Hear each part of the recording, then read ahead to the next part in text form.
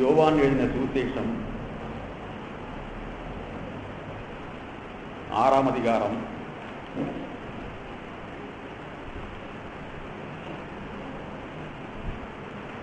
27ஆம் வசனம். யோவான் 6:27. அழிந்து போகிற போஜனத்திற்காக அல்ல, நித்திய ஜீவன் வரைக்கும் நிலை நிற்கிற போஜனத்திற்காகவே கிரியை நடப்பியுங்கள். அதை மனுஷகுமாரன் உங்களுக்கு கொடுப்பார். அவரை பிதாவாகிய தேவன் முத்திரித்திருக்கிறார். இங்க பாத்தீங்கன்னா நித்திய ஜீவன் வரைக்கும் அப்படின்னு எழுதியிருக்கு. ஆனா ஆக்சுவலா அந்த வார்த்தை எப்படி இருக்கணும்னா, நித்திய ஜீவனுக்காக நிலை நிற்கிற போஜனத்திற்காகவே கிரியை நடப்பியுங்கள். endure to the eternal life அப்படின்னு ஆங்கிலத்தில் வருது. நித்திய ஜீவனுக்காக நிலை நிற்கிற போஜனத்திற்காகவே கிரியை நடப்பியுங்கள். அழிந்து போகிற போஜனத்திற்காக அல்ல. இங்கே அந்த ஜனங்கள் அவரை தேடிக்கொண்டு வர்றாங்க. இதற்கு முன்னாடி பார்த்தீங்கன்னா அவர் அந்த ஜனங்களை போஷிக்கிறார். ஒரு வனாந்தரமான இடத்திலே அவர்கள் கூடியிருந்த பொழுது அவர்களுக்கு அப்பம் இல்லாத போது ஆண்டவர் அவர்களை போஷிக்கிறார்.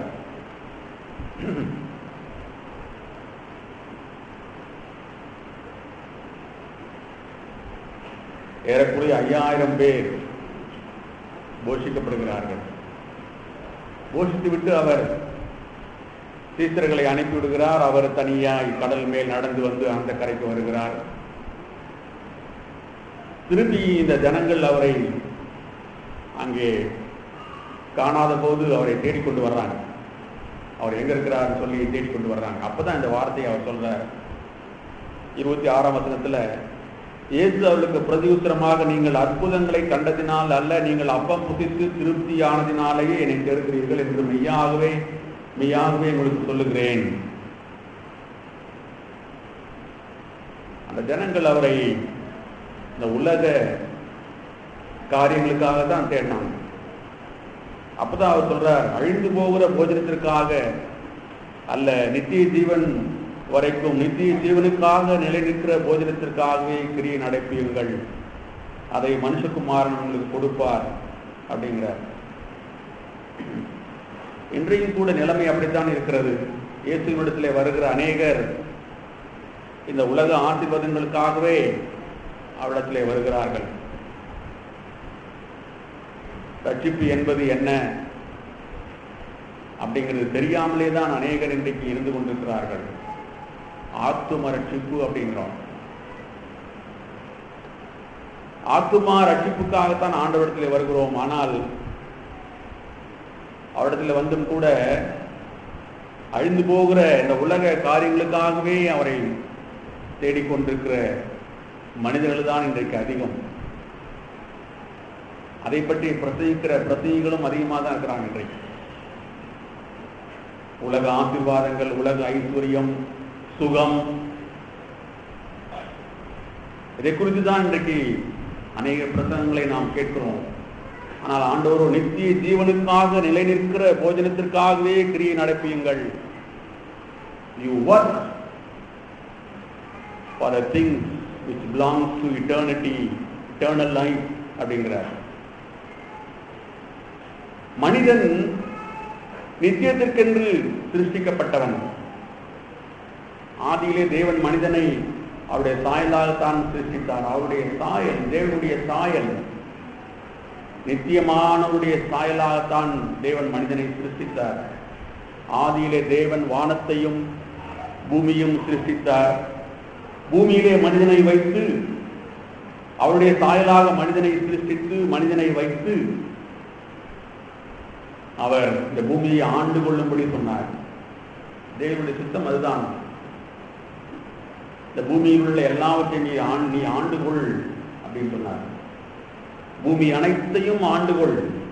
ஆதியாகமம் 1ஆம் அதிகாரம் 1 26 பின்பு தேவன் நமது சாயலாகவும் நமது ரூபத்தின்படியேயும் மனுஷனை உண்டாக்குவோமாக. அவர்கள் சமுத்திரத்தின் மச்சங்களையும் ஆகாயத்து பறவைகளையும் மிருக ஜீவன்களையும் பூமி அனைத்தையும் பூமியின் மேல் ஊறும் சகல பிராணிகளையும் ஆளக்கடவர்கள். தேவனுடைய சித்தம் மனிதனை குறித்து இப்படித்தான் இருந்தது ஆதியிலே. They should rule the earth. பூமி அனைத்தையும் அப்படின்னா இந்த பூமியை ஆளுகை செய்கிற சாத்தானையும் பூமியின் மேல் ஊறும் சகல பிராணிகளையும் ஏவாளை வஞ்சித்த ஊறும் பிராணியாய் வந்த சர்ப்பத்தின் மூலமாய் வந்த அந்த சாத்தானையும் மனிதன் ஆள வேண்டும் என்றுதான் தேவன் விரும்பினார். தேவனுடைய சித்தம் அதுதான் ஆதியிலிருந்து மனிதனை குறித்து. பூமி அனைத்தையும் அவன் ஆளுகை செய்ய வேண்டும். 27 தேவன் தம்முடைய சாயலாக மனிதனை சிருஷ்டித்தார். அவனை தேவ சாயலாகவே சிருஷ்டித்தார். தேவ சாயல், இமேஜ் ஆஃப் காட். எவ்வளவு பெரிய ஆச்சரியமான விஷயமா இருக்கு. இந்த image of God man was created. தேவனுடைய சாயலிலே மனிதன் சிருஷ்டிக்கப்பட்டான். தேவனுடைய சுபாவத்தை உடையவனாய் அவன் சிருஷ்டிக்கப்பட்டான். ஒரு இடத்துல வாசிக்கிறோம், நித்தியத்தை அவருடைய இதயத்திலே தேவன் வைத்திருக்கிறார் என்று வாசிக்கிறோம். பிரசங்கின் புத்தகத்தில் நித்தியத்தை தேவன் மனிதனுடைய இதயத்திலே வைத்திருக்கிறார். நித்தியத்தை குறித்த ஒரு உணர்வை தேவன் மனிதனுக்கு கொடுத்திருக்கிறார். அவன் என்னதான் இந்த உலகத்திலே பிரயாசப்பட்டாலும் நித்தியத்தை குறித்த ஒரு உணர்வு மனிதனுக்கு இருந்து கொண்டேதான் இருக்கிறது. எல்லா மனிதர்களுக்கும் இருந்து கொண்டுதான் இருக்கிறது. எங்கோ மலையிலே காட்டிலே வாழ்கிற ஆதிவாசிகளுக்கும் சரி, இந்த உலகத்திலே உயர்ந்த சமூக அந்தஸ்திலே இருக்கிற சோசியல் ஸ்டேட்டஸில் இருக்கிற மனிதர்களுக்கும் சரி, தேவன் நித்தியத்தை அவள் இதயத்திலே வைத்திருக்கிறார். தேவனை குறித்த ஒரு உணர்வு மனிதனுக்கு தேவன் கொடுத்திருக்கிறார். தேவனை தேட வேண்டும், நித்தியத்திற்காக அவன் பிரயாசப்பட வேண்டும் என்ற உணர்வை தேவன் தான் மனிதனுக்கு கொடுத்தார். அதை தலைகீழாய் மாற்றி இந்த உலகத்துக்காகவே அவனை வாழ வைக்கத்தான் சாத்தான் பிரயாசப்பட்டுக் கொண்டிருக்கிறான். விசாலமான பாதையிலே அநேகரை அவன் போக வழிகாட்டிக் கொண்டே இருக்கிறான்.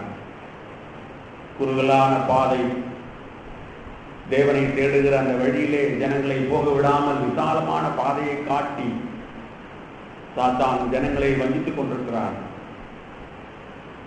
இந்த உலக இச்சைகள், மாம்சத்தின் இச்சைகள், கண்களின் இச்சைகள், ஜீவனத்தின் பெருமை, இவற்றை கொண்டு ஜனங்களை வஞ்சித்துக் கொண்டிருக்கிறான். நித்தியமானவரை தேடாமல் அநித்தியமானவர்களுக்காக தங்களுடைய பிரயாசங்களை செலவழிக்க மனிதனை அவன் தூண்டிவிட்டுக் கொண்டே இருக்கிறான் சாத்தான். அழிந்து போகிற போஜனத்திற்காக நீங்கள் கிரியை நடத்தியாதீர்கள். இந்த உலக இச்சைகள் எல்லாமே ஒரு, அது எப்படின்னு சொன்னா, அது ஒரு டிமினிஷிங் லான்னு சொல்லுவாங்க. மனிதன் எவ்வளவோ பிரயாசப்படுறான், தன்னை சந்தோஷப்படுத்த வேண்டும், தன்னை திருப்திப்படுத்திக் கொள்ள வேண்டும் அப்படின்னு சொல்லி எவ்வளவோ காரியங்களை செய்கிறான்.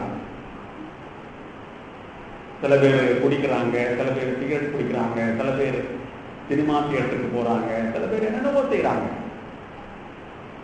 ஆனா அந்த டிமினிஷிங் லா என்பது ஒவ்வொரு மனிதனுடைய இதயத்திலும் கிரியை செய்து கொண்டுதான் இருக்கிறது. குடிக்கிறவன் ஆரம்பத்திலே கொஞ்சோண்டு குடிப்பான். அது என்ன ஒரு ஏதோ பெட்டுன்னு சொல்லுவாங்க, என்ன அளவுலாம் எனக்கு தெரியல. அப்புறம் ஒரு பெக்கு குடிக்கிறவன் 2 பெக்கு குடிச்சாதான் அவனுக்கு திருப்தி ஆகும். டிமினிஷிங் லா அது அவனை திருப்திப்படுத்தாது. போக போக போக அவன் அதை அதிகமாக்கி கொண்டே இருப்பான். ஒரு சிகரெட் பிடிக்கிறவன் 2 சிகரெட் பிடிப்பான், ஒரு நாளைக்கு 3 சிகரெட் பிடிப்பான், 4 சிகரெட் பிடிப்பான். இப்படி கொஞ்சம் பணம் சம்பாதிக்கிற இன்னும் அதிகமாக சம்பாதிக்க பிரயாசப்படுவான். 8 மணி நேரம் வேலை செய்வான், 12 மணி நேரம் வேலை செய்வான். பிசினஸ் மேன்லாம் பார்த்தீங்கன்னா நைட்டு 12 மணி வரைக்கும் வேலை செய்யறான். எதுக்காக? பணத்திற்காக. திருப்திப்படுத்தாத இந்த உலக பொருள்களுக்காக மனிதன் பிரயாசப்பட்டு கொண்டே இருக்கிறான். எவ்வளவுதான் அவன் பணம் சம்பாதித்தாலும், எவ்வளவுதான் அவன் தன்னுடைய இச்சைகளை பூர்த்தி செய்தாலும் அவன் திருப்தியாகுவதே இல்லை. அதனாலதான் அந்த ஞானி சொல்லுகிறான், சாலமோன் என்ன சொல்றான் பிரசங்கியில, என்ன பாருங்க, பிரசங்கி புத்தகம் 1ஆம் அதிகாரம், கண்கள் எவ்வளவுதான் பார்த்தாலும் திருப்தி ஆவதே இல்லையா. பிரசங்கியின் புத்தகம் 1ஆம் அதிகாரம் 8ஆம் வசனம், எல்லாம் வருத்தத்தினால் நிறைந்திருக்கிறது, அது மனுஷரால் சொல்லி முடியாது. எவ்வளவு தீர்க்கமான வார்த்தைகள் பார்த்தீங்களா. இந்த உலகத்தில் எல்லாம் வருத்தம் தான். தேவனை விட்டு நாம் எதற்காக பிரயாசப்பட்டாலும் வருத்தம் தான். வாட்மேன் சொல்லுவார், இன்றைக்கு சயின்ஸ் அண்ட் டெக்னாலஜி எல்லாத்துக்கும் பின்னாடி ஒரு ஆவி இருக்கிறது அப்படின்னு சொல்லுவார். லவ் நாட் த வேர்ல்ட் அப்படின்னு ஒரு புத்தகம் எழுதியிருக்கிறார். உங்களுக்கு கிடைச்சா நீங்க வாங்கி பாருங்க. அந்த புத்தகம்லாம் இப்ப கிடைக்கிறது இல்லை, மார்க்கெட்ல வர்றதே கிடையாது. யாரோ எழுதின புத்தகங்கள், ஹீலிங் குருசேட், அதை பற்றி எல்லாம் புத்தகங்கள் நிறைய இருக்குது. அருமையான காரியங்களை எழுதின அந்த 10 வாங்க புத்தகம்லாம் இன்றைக்கு கிடைக்கிறதே இல்லை. லவ் நாட் த வேர்ல்ட், உலகத்தை நேசிக்காதீர்கள் என்று ஒரு புத்தகம் எழுதியிருக்கிறார். அவர் அதில் சொல்றார், படிக்கிறவர்கள் படிப்பது நல்லதுதான், ஆனா அதற்கு பின்னாடி ஒரு ஆவி இருக்கிறது. சயின்ஸ் டெக்னாலஜி, அதுக்கு பின்னாடி ஒரு ஆவி இருக்கிறது.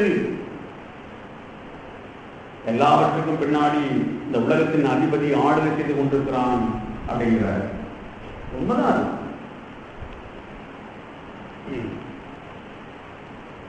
ராக்கெட் இன்னைக்கு விட்டாங்கன்னா, ஒரு ராக்கெட் விட்டாங்கன்னா 3 ராக்கெட் விடுறாங்க அடுத்த தடவை. எல்லாம் முடிவே இல்லை.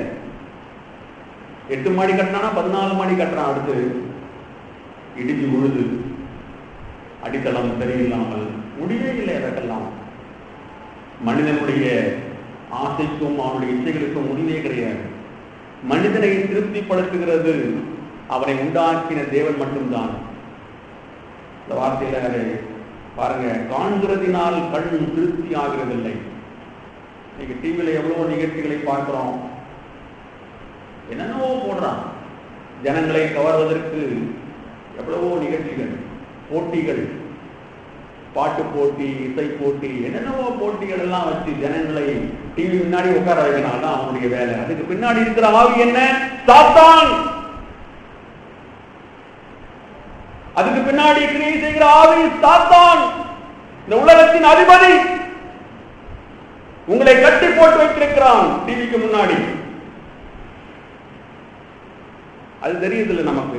அந்த ப்ரோக்ராம் எனக்கு நல்ல இன்ட்ரெஸ்டிங்கா இருக்கு, அவன் அப்படி பாடுறான், இப்படி பாடுறான், அவன் அப்படி செய்யறான், இப்படி செய்யறான், இப்படிதான் பார்த்து கொண்டிருக்கிறோம். நேரத்தை வீணாக்கி கொண்டு, வேதத்தை படிப்பதற்கு நேரம் இல்லை, தேவன் சொல்வதை கேட்பதற்கு நமக்கு நேரம் இல்லை, நித்தியத்தை குறித்து நினைப்பதற்கு நேரம் இல்லை, இந்த உலகத்தை குறித்தே நினைத்துக் கொண்டிருக்கிற நேரம் இருக்கிறது. இன்னைக்கு ஹவுஸ் ஹோல்டா அது என்ன சொல்றது, அப்ளையன்சஸ், வீட்டுல வேலை செய்யறதுக்கு இன்னைக்கு எவ்வளவோ அப்ளையன்சஸ் வந்துருச்சு. எல்லாம் எதற்கு? ஜனங்களை சோம்பேறி ஆக்கி அவர்களை டிவியின் முன்னால உட்கார வச்சு இந்த உலகத்தை அவர் எதிர்த்தை நுழைய வைத்து தேவனை விட்டு அவர் தூரமாக்குறதுக்காகத்தான், நித்தியத்தை குறித்த உணர்வை அவர்களிடத்தில் எடுத்து போடுவதற்காகத்தான் சாத்தான் செய்கிற தந்திரம். எவ்வளவுதான் நீங்க பாருங்க ப்ரோக்ராம். இன்னைக்கு ஒரு ப்ரோக்ராம் பார்ப்பீங்க, நாளைக்கு இன்னொரு ப்ரோக்ராம் பார்ப்பீங்க. கண்கள் காண்கிறதுனால் திருப்தி ஆகிறதில்லை, கேட்கிறதுனால் செவி நிரப்பப்படுகிறதும் இல்லை. திருப்தி ஆகுற நமக்கு டிமினிஷிங் லா வேலை செய்து கொண்டே இருக்கிறது. ட்ரக் அடிக்ட், கொஞ்சம் ட்ரக் எடுத்து சாப்பிடுவான். அதெல்லாம் எனக்கு என்னன்னு தெரியல, ட்ரக்கை பத்திலாம் எனக்கு தெரியாது. என்னென்னோ காட்டுறாங்க டிவியில, ஊசி போட்டுக்கிறான், என்னவோ சாப்பிடுறான். நாளைக்கு இன்னும் கொஞ்சம் அதிகமா அந்த ட்ரக்கை சாப்பிட்டாதான் அவனுக்கு திருப்தி ஆகும். எதுவுமே இந்த உலகத்துல மனிதனை திருப்திப்படுத்தாதுங்க. மனிதன் நித்தியத்துக்கென்று சிருஷ்டிக்கப்பட்டவன். He belongs to eternity. நித்தியத்தை தேவன் நம்முடைய இதயத்திலே வைத்திருக்கிறார். அந்த நித்தியத்திற்கென்று நாம் பிரயாசப்படுறோமா? அதுதான் இன்றைக்கு நம் மத்தியில் இருக்கிற கேள்வி. ஆண்டவர் சொன்னார்ல யோவான் 6ஆம் அதிகாரத்துல, அதற்கென்று நீங்கள் பிரயாசப்படுங்கள்.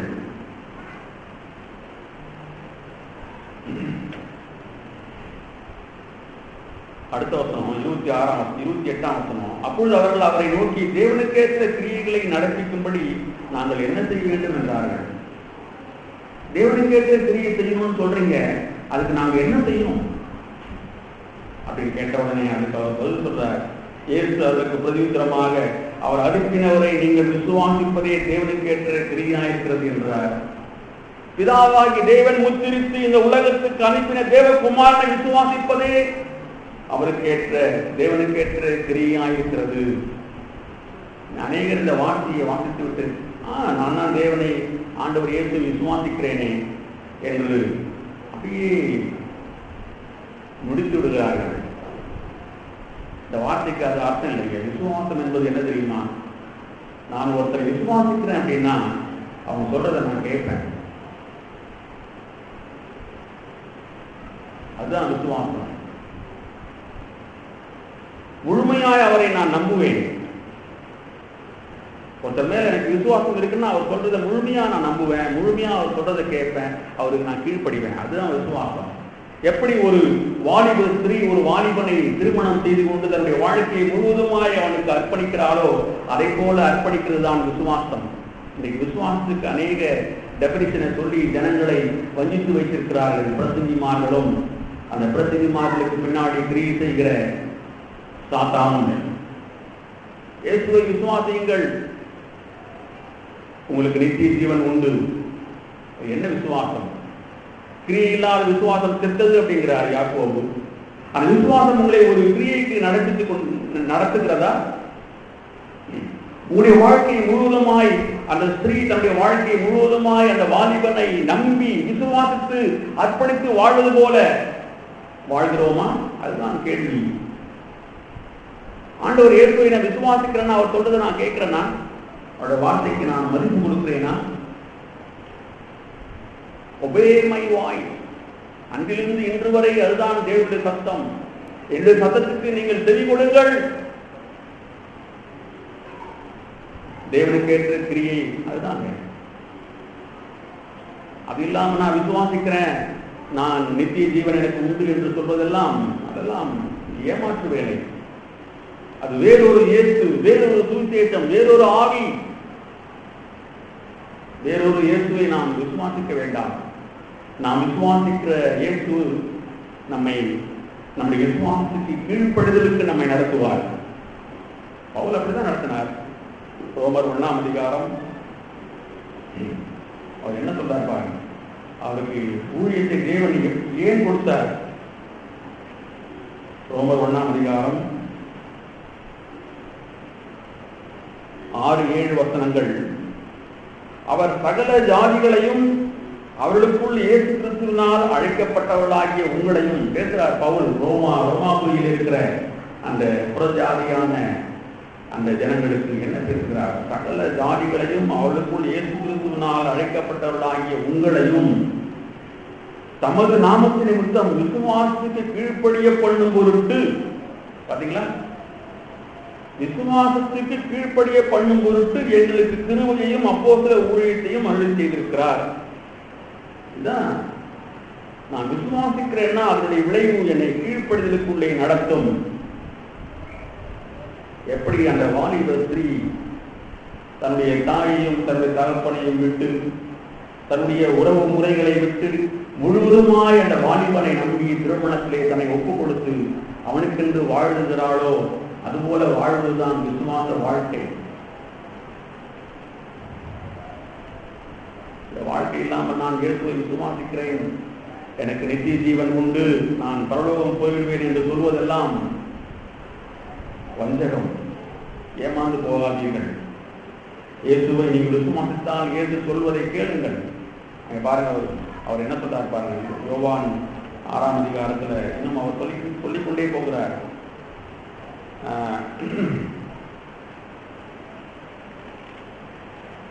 வானத்திலிருந்து வந்த அப்பம் நான் அப்படிங்கிறார்.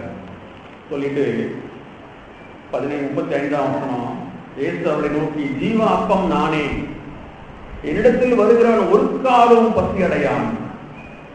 அருமையான அந்த வார்த்தையை நான் திருப்பி திருப்பி தியானித்து பார்த்தேன். என்னிடத்தில் வருகிறவன் ஒரு காலம் பசி அடையான், என்னிடத்தில் விசுவாசமாக இருக்கிறவன் ஒரு காலம் தாகம் அடையான். பாத்தீங்களா? அவனுடைய ஆத்மா திருப்தியாயிருக்கும். தேவன் அவனை திருப்தியாய் ஆசீர்வதிப்பார். தன்னுடைய குமாரனிடத்திலே வருகிற ஒவ்வொரு மனிதனையும், என்னிடத்திலே வருகிற ஒருவனும் வருகிறவன் ஒரு காலம் பசி அடையான், என்னிடத்தில் விசுவாசமாக இருக்கிறவன் ஒரு காலம் தாகம் அடையான். நீங்கள் என்னை கண்டிருந்தும் விசுவாசியாமல் இருக்கிறீர்கள் என்று உங்களுக்கு சொன்னேன். அவரை பார்க்கிறோம், அவர் சொல்றதை கேட்கிறோம், எல்லாம் செய்யறோம், ஆனா அவரை விசுவாசிக்கிறது இல்லை. கீழே பாருங்க 40ஆம் வசனம், குமாரனை கண்டு அவளிடத்தில் விசுவாசமாக இருக்கிறவன் எவனோ அவன் நித்திய ஜீவனை அடைவதும். இந்த விசுவாசமா இருக்கிறது அப்படிங்கிற வார்த்தையில எப்படிலாம் நீங்க வாசிக்கிறீங்களோ அப்ப விசுவாசத்துக்கு கீழ்ப்படிய வேண்டும் என்ற அந்த வார்த்தையை நீங்கள் அங்கே போட்டு வாசித்து பாருங்கள். தேவனுடைய வார்த்தைக்கு கீழ்ப்படிய வேண்டும், குமாரன் சொல்கிற வார்த்தை கீழ்ப்படிய வேண்டும் என்ற வார்த்தையை போட்டு நீங்கள் வாசித்து பாருங்கள். குமாரனை கண்டு அவரிடத்தில் விசுவாசமாக இருக்கிறவன் எவனோ, அவர் சொல்வதை கேட்டு அவருக்கு கீழ்ப்படுகிறவன் எவனோ அவன் நித்திய ஜீவனை அடைவதும், நான் அவனை கடைசி நாளில் எழுப்புவதும் என்னை அனுப்பினருடைய சித்தமாயிருக்கிறது என்றார். இதுதான் அவனுடைய நோக்கம். ஒவ்வொரு மனிதனையும் ரட்சிப்பது நோக்கமே இதுதான். குமாரனை கண்டு, இயேசுவை கண்டு, இயேசுவை விசுவாசித்து அவருக்கு செவி கொடுத்து அவர் கீழ்ப்படிந்து வாழ்கிற ஒரு மனிதனுக்கு நித்திய ஜீவன் உண்டு. அப்படிப்பட்டவர்களுக்கு தான் நித்திய ஜீவன் உண்டு.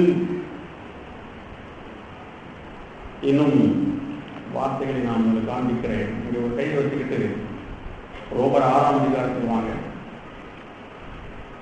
வேதத்தை நாம் சரியாய் வாசிக்க வேண்டும், சரியாய் தியானிக்க வேண்டும். ரோமர் 6ஆம் அதிகாரம் நித்திய ஜீவனை குறித்து அங்க என்ன சொல்லிட்டு பாருங்க.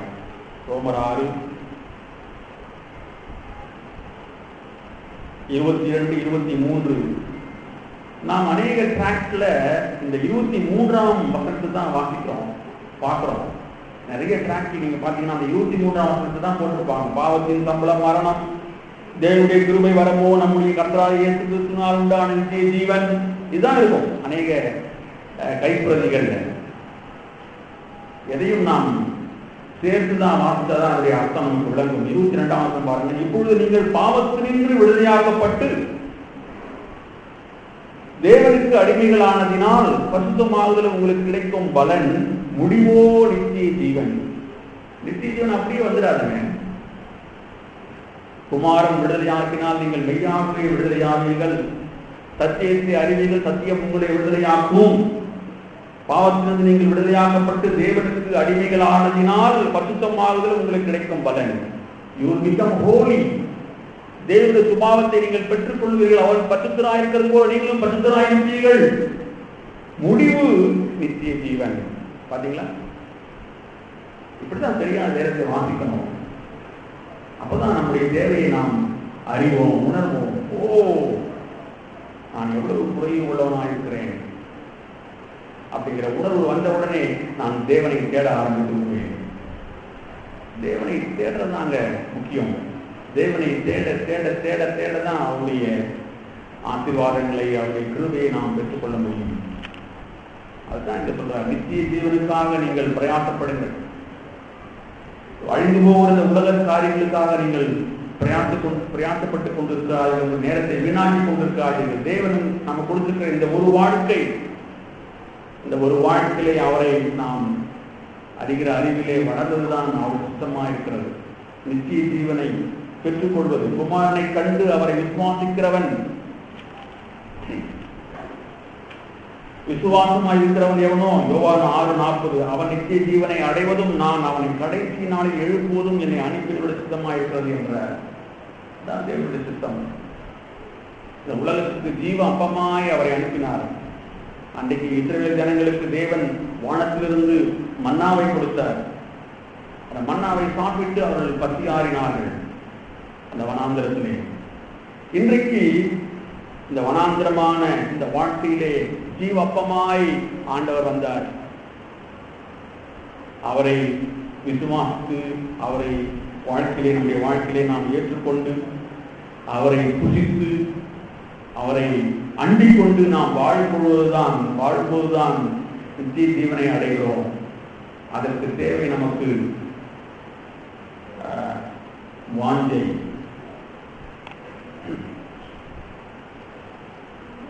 தாகமாயிருக்கிறவர்களே இடத்திலே வாருங்கள். ஏசாயா தீர்க்கதரிசியின் புஸ்தகம்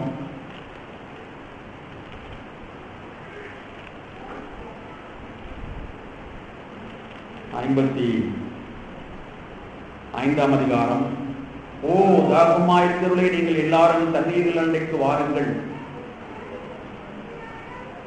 தாகம் உள்ளவன் தான் தண்ணீர்கிட்ட வருவான். மானானது நீரோடை வாஞ்சித்து கதறுவது போல என் ஆத்துமாவை நோக்கி கதறுகிறது சொல்கிறான் சங்கீதக்காரன். ஒரு பாலை வனத்துல அந்த மான் தண்ணீருக்காக எப்படி கதறும் தெரியுமா? இந்த பாலைவனத்தில் நாம் வாழ்கின்ற இந்த உலகம் ஒரு பாலைவனத்தை போல, ஒரு வனாந்திரமான இந்த வாழ்க்கையிலே நம்முடைய ஆத்மாவை திருப்திப்படுத்துகிற தேவனை நோக்கி நாம் கதறும் பொழுது நம்முடைய ஆத்மாவை தேவன் திருப்தி ஆக்குவார். ஓ தாகமாயிருக்கிறவர்களே, நீங்கள் எல்லாரும் தண்ணீர் நிலைக்கு வாருங்கள். பணம் இல்லாதவர்களே, நீங்கள் வந்து வாங்கி சாப்பிடுங்கள். நீங்கள் வந்து பணமின்றி விலையுமின்றி திராட்சரசமும் பாலும் கொள்ளுங்கள். It is free. இலவசமாய் தேவன் கொடுக்கிறார் எல்லாருக்கும். இந்த உலகத்தில் எவ்வளவு பணத்தை கொடுத்தாலும் கிடைக்காத பொக்கிஷத்தை தேவன் இலவசமாய் கொடுக்கிறார் மனிதனுக்கு நித்திய ஜீவனை. பணமின்றி விலையுமின்றி திராட்சரசமும் பாலும் கொள்ளுங்கள். நீங்கள் அப்பம் அல்லாததற்காக பணத்தையும் திருப்தி செய்யாத பொருளுக்காக உங்கள் பிரயாசத்தையும் செலவழிப்பானேன். பாத்தீங்களா? அதே வார்த்தை தான் இங்கேயும் வருது. Why do you waste your energy? உங்களை திருப்திப்படுத்தாத காரியங்களுக்காக உங்களுடைய பிரயாசங்களை நீங்கள் ஏன் செலவழிக்கிறீர்கள்? வாலிபர்களே, உங்களுடைய பிரயாசங்களை நீங்கள் ஏன் அப்படி வீணாக்குகிறீர்கள்? உங்களை திருப்திப்படுத்தாத இச்சைகளின் பின்னால் ஏன் ஓடிக்கொண்டிருக்கிறீர்கள்? You will never be satisfied. நீங்கள் எப்பொழுதும் திருப்தி ஆகவே மாட்டீர்கள். தேவன் மட்டும்தான் உங்களை திருப்திப்படுத்துவார். இதை நம்முடைய கண்கள் பார்த்து விட்டால் தேவனுக்கு பின்னாலே நாம் ஓடிக்கொண்டே இருப்போம். நீங்கள் எனக்கு கவனமாய் செவி கொடுத்து, 2ஆம் வசனம், நலமானதை சாப்பிடுங்கள். அப்பொழுது உங்கள் ஆத்துமா கொழுப்பான பதார்த்தத்தினால் மகிழ்ச்சியாகும். எனக்கு செவி கொடுத்து நலமானதை நீங்கள் சாப்பிடுங்கள். இலவசமாய் நான் உங்களுக்கு கொடுக்கிறேன். என்னிடத்திலே வாருங்கள். வருத்தப்பட்டு பாரம் சுமக்கிறவர்களே, நீங்கள் எல்லாரும் என்னிடத்திலே வாருங்கள். நான் உங்களுக்கு இளைப்பாறுதல் தருவேன். அந்த சமாரியா ஸ்திரீக்கு சொன்னார், நான் கொடுக்கிற தண்ணீர். யோவான் 4ஆம் அதிகாரம் என்ன சொல்றாரு பாருங்க. அவர் 4ஆம் அதிகாரம் 13ஆம் வசனம், இந்த தண்ணீரை குடிக்கிறவனுக்கு மறுபடியும் தாகம் உண்டாகும். அதுதான் டிமினிஷிங் லான்னு நான் சொன்னேன்.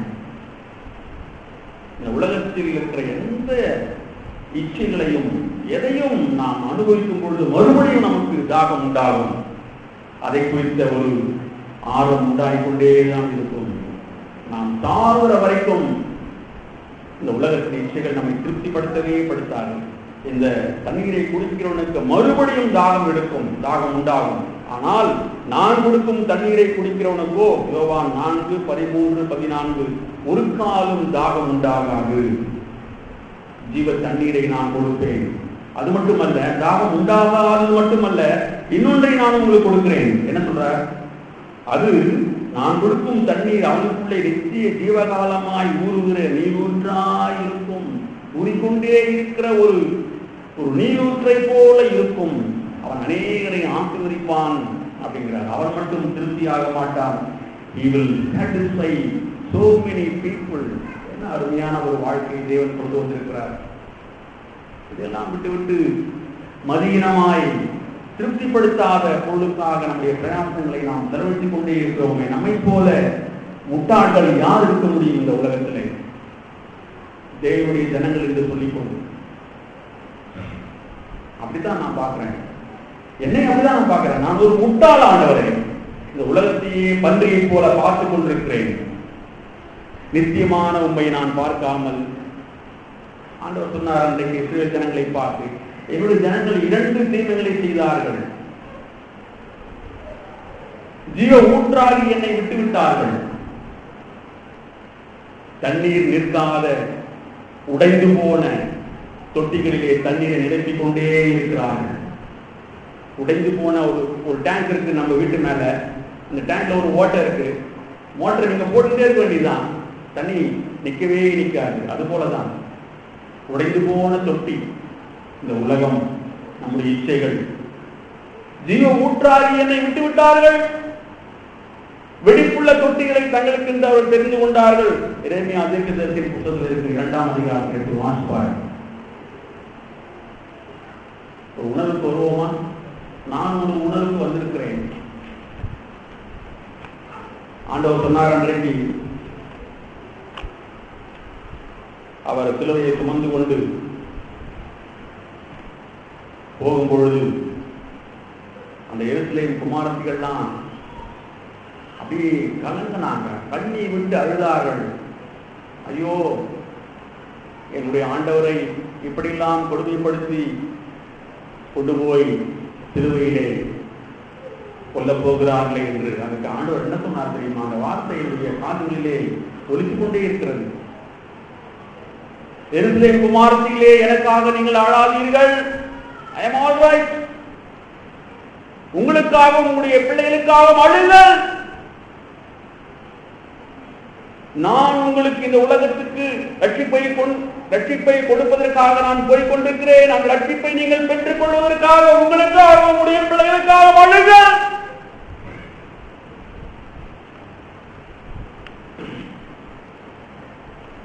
அப்படிதான் நாம் இருக்கணும். ஆமாண்டவரே, உம்மையென்று எங்களுக்கு ரட்சிப்பில்லை, உம்மையென்று எங்களுக்கு வாழ்வில்லை.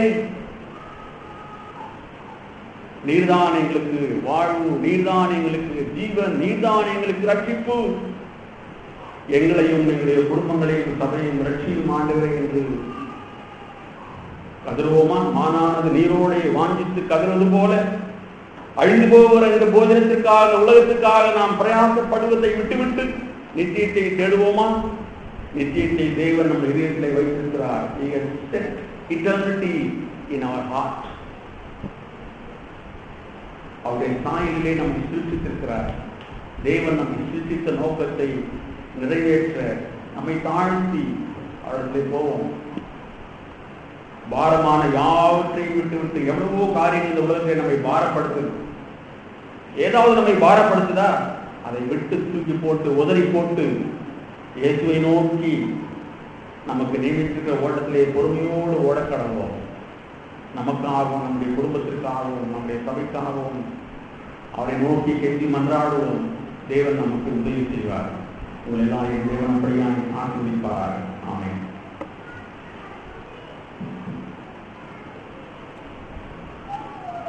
இந்த உலகம் முழுவதும் பொல்லாங்கனுக்குள் கிடக்கிறது. என் பிள்ளைகளே, நீங்கள் விக்கிரகங்களுக்கு விலகி உங்களை காத்துக் கொள்ளுங்கள். 1 யோவான் 5ஆம் அதிகாரம்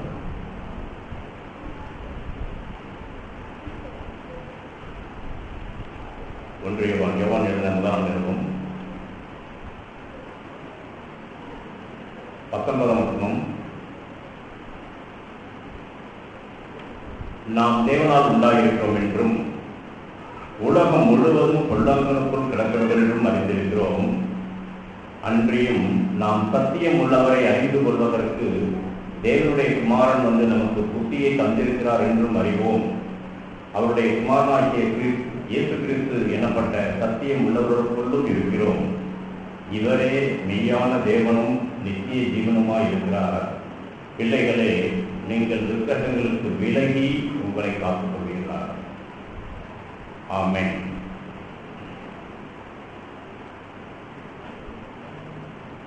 இந்த உலகம் முழுவதும் கொல்லாங்களுடைய வஞ்சகத்துக்குள் இருக்கிறது. எல்லாவற்றிலும் அவனுடைய வஞ்சகம் இருக்கு, அவனுடைய தந்திரம் இருக்கு. அவன் இந்த உலகத்திலே தேவன் படைத்த எல்லா மனுஷரை பார்க்கிலும் ஞானம் உள்ளவனாய் தான் பிசாசை தேவன் உண்டாக்கினான். அவனை பிசாசாக உண்டாக்கல, அவனை இயற்கையாய் மிகவும் அழகுள்ளவனாய், பூரண ஞானம் உள்ளவனாய், அழகுள்ளவனாய், எல்லா தூதர்களுக்கும் மேலான தூதனாய் உண்டாக்கினார். ஆனால் அவனுடைய இருதயம் தன்னுடைய அழகினாலே மேட்டுமையாகி, தன்னுடைய ஞானத்தினாலே மேட்டுமையாகி பெருமை அடைந்து அவன் தாழ தள்ளப்பட்டான். அவன் பிசாசானான். இப்பொழுது அவன் தான் தள்ளப்பட்டதை அறிந்து என்ன செய்யறான்? தேவன் இப்பொழுது மனிதனை உண்டாக்குகிறார், தன்னுடைய சாயலாக உண்டாக்குகிறார், தன்னுடைய ரூபத்தின்படி உண்டாக்குகிறார். அவனிடத்தில் பிரியமாக இருக்கிறார். அவன் பொறாமை உள்ளவனாக, நான் தள்ளப்பட்டேன், ஆனால் என்னை விட நேர்த்தியாய் தன்னுடைய சாயலாகவே ஒருவனை உண்டாக்கி இருக்கிறாரே, அவனை தன்னோடு கூட நிரந்தரமாய் வைத்துக் கொள்ள வேண்டும், அவனோடு உலாவ வேண்டும் அப்படின்னு விரும்புகிறாரே, அதை விட விடாது. அவன் பொல்லாங்கன் வஞ்சிக்கிறவனாய் ஆதி மனுஷனை அவன் வஞ்சித்தான். ஏவாளை வஞ்சித்தான், ஆதாமை வஞ்சித்தான், முழு மனித குலத்தையும் இன்று வஞ்சித்துக் கொண்டே தான் இருக்கிறான். ஆனாலும் தேவன் தம்முடைய பிள்ளைகளை விட்டுறது. ஆகவேதான் சத்தியமுள்ள ஒருவரை அவர் அனுப்புகிறார். அவர் நமக்கு புத்தியை தந்திருக்கிறார். இயேசு கிறிஸ்து மூலமாக நமக்கு புத்தியை தந்திருக்கு. தேவனுடைய குமாரன் வந்து சத்தியமுள்ளவரை அறிந்து கொள்வதற்கு நமக்கு புத்தியை தந்திருக்கிறார். நிலைத்து நிற்பது எது, அழியாமை உள்ளது எது அப்படின்னு நமக்கு ஒரு புத்தி கொடுப்பதற்காக பிதா இயேசுவை அனுப்பியிருக்கிறார். இயேசு இந்த பூமியிலே நம்மை போல இழுப்புள்ள ஒரு மாம்சத்தை வந்தார். பொல்லாங்கன் என்ற உலகத்தை தான் வந்தார். பிசாசு ஆளுகை செய்கிற உலகத்தை தான் வந்தார். சாத்தானே அவன் இயேசு என்ன சொன்னார்? இந்த உலகம் முழுவதும் எனக்கு ஒப்பு கொடுக்கப்பட்டிருக்கிறது. இந்த உலகத்தினுடைய மேன்மைகள், இந்த உலகத்தினுடைய அதிகாரங்கள், இந்த உலகத்தினுடைய எது எல்லாம் மேன்மையா இருக்குதோ எல்லாம் எனக்கு ஒப்பு கொடுக்கப்பட்டிருக்கு. எனக்கு இஷ்டமானவனுக்கு இவைகளை நான் கொடுக்கிறேன். நீ என்ன செய்யணும்? என்னை தாழ விழுந்து பணிந்து கொண்டால் போதும், என்னை ஆராதனை செய்தால் போதும், உன்னுடைய இறுதியின் சந்தோஷம் நானாக இருந்தால் போதும், உன்னுடைய நினைவு நோக்கம் எல்லாம் நானாக இருந்தால் போதும், உனக்கு எல்லாத்தையும் கொடுக்குறேன், உலகத்தில் வேண்டிய எல்லாத்தையும் உனக்கு நான் கொடுக்குறேன். இதுதான் சாத்தான் மனிதனை ஆதிகாலம் முதல் இன்றைய வரைக்கும் ஏமாந்திருக்கிற காரியம். இயேசுமே அப்படித்தான் அவன் சோதிக்கும்படி வந்தார். நம்மை கூட எல்லா விதத்திலும் சோதிக்கப்பட்ட இயேசு அந்த சோதனையிலே அவர் என்ன செய்தார்? சாத்தானின் தலை நசுக்கிறார். அப்பாலை போல் சாத்தானே என்றார். தேவனை தவிர நான் ஒருவரையும் ஆராதிக்க மாட்டேன், ஒரு மனிதனாக இயேசு சொன்னார். ஆராதனைக்கு உரியவர் அவர் ஒருவர் மாத்திரம்தான். என்னுடைய சந்தோஷமாக இருப்பது அவர் ஒருவர் மாத்திரம்தான். அவர் என்னை சிருஷ்டித்தார், தன்னுடைய சாயலாக சிருஷ்டித்தார், தன்னுடைய மகிமையை என்றென்றைக்கும் உடையவனாக இருக்கும்படி அவர் என்னை சிருஷ்டித்தார். எல்லாவற்றையும் ஆண்டு கொள்ளும்படிக்கு, எதற்கும் நான் அடிமையாகாதபடிக்கு, எல்லாவற்றையும் ஆளுகை செய்யும்படிக்கு அவர் என்னை உண்டாக்கினார். நீ கொடுக்கிற அதிகாரம், நீர் கொடுக்கிற பொசிஷன், நீர் கொடுக்கிற சந்தோஷம் எனக்கு வேண்டாம். இதெல்லாம் அழிந்து போகக்கூடியது, குறைந்து போகக்கூடியது, ஒன்றுமில்லாமல் போகக்கூடியது. இது பாதாளம் வரை என்னை அழுத்தக்கூடியது. நான் மாட்டேன்னு சொன்னார். சத்தியம் உள்ளவர், புத்தியுள்ளவராய் ஆண்டவர் ஞானம் உள்ளவராய் நடந்தார். சாத்தானை அப்பாலை போல் சொன்னார். அப்பாலுக்கு சாத்தானை அவனை கடிந்து கொண்டார், ஜெயித்தார். அப்படி வந்து இப்ப நமக்கு என்ன சொல்லுகிறார்? நமக்கு ஒரு புத்தியை தருகிறார். அவர் தான் மெய்யான தேவன். அவர் மாத்திரம்தான் நம்ம ஆராதிக்கணும். அவர் மாத்திரம்தான் நித்திய தேவன். அழியாத வாழ்வு அவர் ஒருவர் தான். அந்த வாழ்வை தேவன் நமக்கு கொடுக்கிறார். இயேசு கிறிஸ்து மூலமாக அந்த வாழ்வை நமக்கு தருகிறார். யாருக்கு? குமாரனை கண்டு அவரிடத்தில் விசுவாசமாக இருக்கிறவனுக்கு, அவருடைய வார்த்தையின்படி செய்ய தன்னை ஒப்புக் கொடுத்திருக்கிறவனுக்கு. இப்போ ஒரு பாடல் பாடணும், நான் எந்த பாடலை பாடலாம் அப்படின்னு டக்குன்னு ஒரு ஞாபகம் வந்துச்சு. சரி தேடி பார்த்தேன், 520 எடுத்து வச்சுட்டு உட்காடுறேன். 2வது பற்றி 3வது பற்றியும் பாடுவோம்னு சோதரத்தை வழக்கமாக கேட்பேன், எந்த பாட்டு எடுத்தீங்கன்னு. அநேக சமயங்களில் அவர் நானும் ஒரே பாட்டை தான் எடுப்போம். இன்றைக்கி அப்படி தான் எடுத்துக்கணும். சரி, அவர் எடுத்திருப்பாரு, அவர் எடுத்ததை பாடட்டும், அதுக்கப்புறம் நம்ம அடுத்த பாடல் பாடும்போது இந்த பாட்டை பாடணும் நான் நினைச்சிட்டு இருக்கேன். ஆனால் அவர் சொல்ல 520 பாடல் 2வது பற்றி நேசிக்கிறேன் உண்மைத்தானே. யார் சொல்லலாம்? இங்கே இருக்கிற யாரும் சொல்லலாம். அப்படிதான் ஆண்டவர் விரும்புகிறார். உண்மைத்தானே, வேற ஒன்றும் இல்லை, வேற எதுவும் இல்லை. ஐயா, எனது ஏக்கம், என் இருதயத்தின் விருப்பம் உண்மை என்று வேறு எதுவுமே இல்லை. உண்மை அல்லாமல் எனக்கு வேறு எதுவும் எனக்கு சந்தோஷம் கிடையாது. நீதான் நிரந்தரமானவர், நிம்மதி தருகிறவர். நினைவெல்லாம் எப்பொழுது எனக்கு நீங்கள் மாத்திரம்தான் என் நினைவுகளை ஆளுகை செய்யணும். என் நினைவை வேறு ஒரு பொருள் ஆளுகை செய்ய வேண்டாம். தேவனால் உண்டாக்கப்பட்ட ஒரு ஆணோ பெண்ணோ என்னுடைய இருதயத்தின் நினைவுகளை அவள் ஆளுகை செய்ய வேண்டாம், அவன் ஆளுகை செய்ய வேண்டாம். நீர்தான் என் நினைவுகளை ஆளுகை. உண்மை குறித்த சிந்தனை, உண்மை குறித்த ஒரு ஏக்கம், கூட அருமையான ஒரு நேர்த்தியான பாடல்.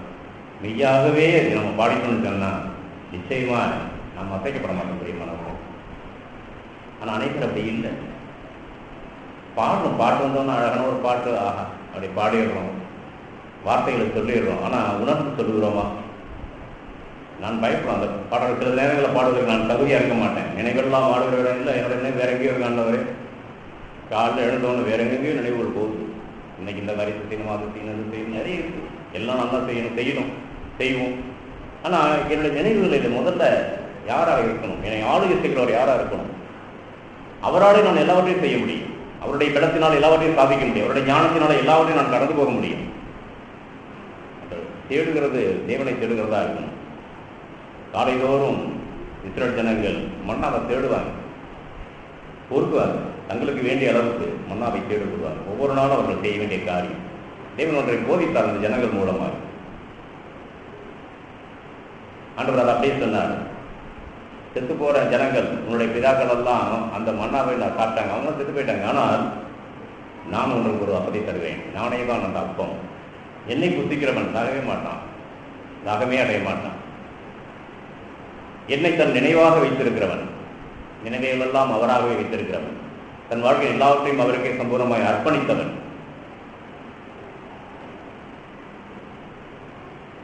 அவன் மிகுந்த சந்தோஷமுள்ளவனாக இருப்பான்.